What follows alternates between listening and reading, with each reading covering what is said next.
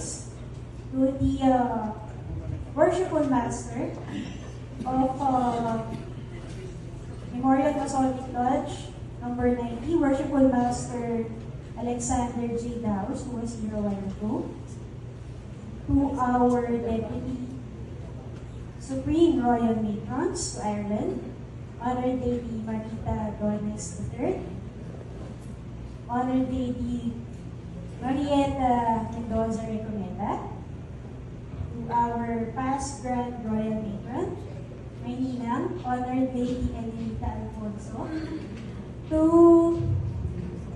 our Grand Associate Matron and incoming Grand Royal Matron, Honored Lady Lois E. Ann, and our Grand Associate Patron and incoming Grand Royal Patron, Sir Knight Maximus Abiat.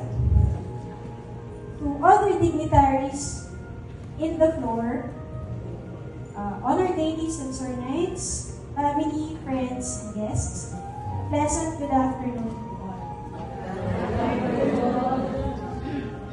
First of all, allow me to congratulate the outgoing officers of Muñoz Royal Court number 17 for a branding year 2024-2025, led by Honored Lady Elsa Gracie Marinas for a job well done.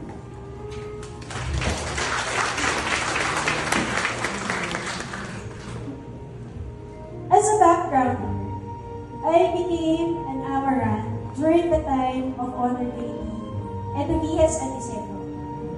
That was 2017. And during that time, it has never crossed my mind that one day I will be a royal matron.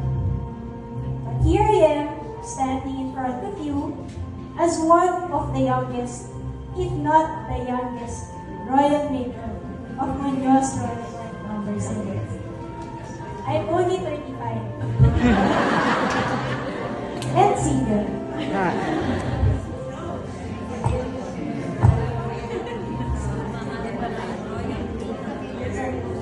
As a Capricorn and a workaholic person, I can think of a number of reasons to decline the position and additional responsibility.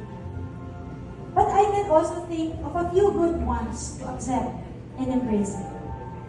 The first that comes to mind was the fact that Muñoz Royal Court number 17, or the Order of the Amaranth rather, has become an extension of our family. Because as you know, my royal patron is my father. The Honored Lady Prelate is my mother. And if God allows, my brother and my sister-in-law would join Muñoz Royal Court number 17. And aside from that, in the Order of the Amaranth, I have here my mother-in-law in the person of Honored Lady Manu.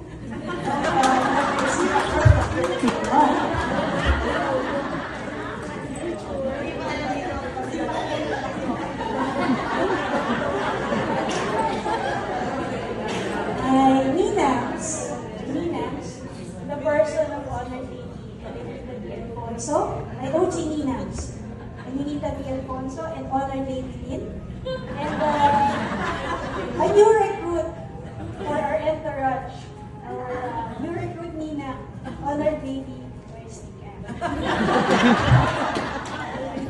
My titas in Muñoz Royal Court number 17, who would endearingly call me anak, or pamangkin, or ate. So, when past royal matron, Honored Lady Mylene, asked about the position, I said yes. Because, in my mind, you never say no to family. And Order of the Amaranth is a family to us.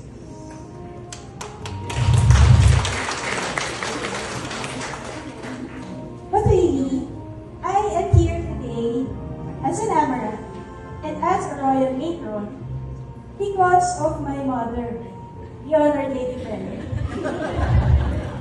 Because I know for a fact that my mother wanted the position more than I do. She is a very dedicated and active member, but reasons only known to her, ako na lang po. And because we believe that mothers know best, we obey. Honored ladies and sir knights, I hope that with my installation as your royal matron, Muñoz Royal Court number 7, I will be able to inspire younger Amorites to aspire to become royal matrons themselves someday. And with this, you have to realize that age is not a requirement for one to become a royal matron. So soon, your time will come to serve. We have to step up so the legacy built by the pillars of Muñoz Royal Court number 17 will continue to live. We are beyond grateful for the show of support and initiative of various people who were with us during the preparations of this installation. And at this point, allow me to thank a few people who were with us and who expressed their support in any way, even before we began this trip.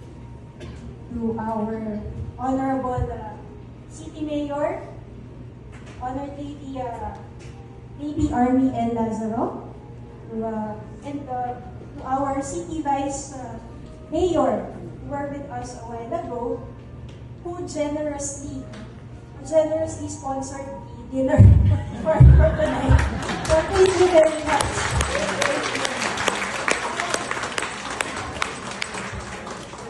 We must give credit to whom credit is due. So, to my titos in Memorial Masonic Lodge number 90, who were present a while ago, especially to the Three Lights and to the Worshipful Master, Alexander J. Daos. Thank you very much for the support and your presence. To the pillars of Muñoz Royal Court number 17, Tita Marita, Tita Meta, Tita Jel, Tita Milet, to all past royal matrons and past royal patrons, thank you for your guidance. To Tita Tess, thank you. Ate Candy, Kuya Inong, to Kuya Engineer Paolo, thank you. And to Muñoz Royal Court number 17, family as a whole. To everyone, thank you. We are beyond grateful, and our family, I'm thinking that our family may have done a good thing or two to deserve so much love and support from us. As we move along this Emerald year, I humbly ask for your guidance and support so that I will be able to do things right. And if there be any shortcomings that we did in today's event, I hope that you will extend your patience and understanding. Again, thank you very much and a blessed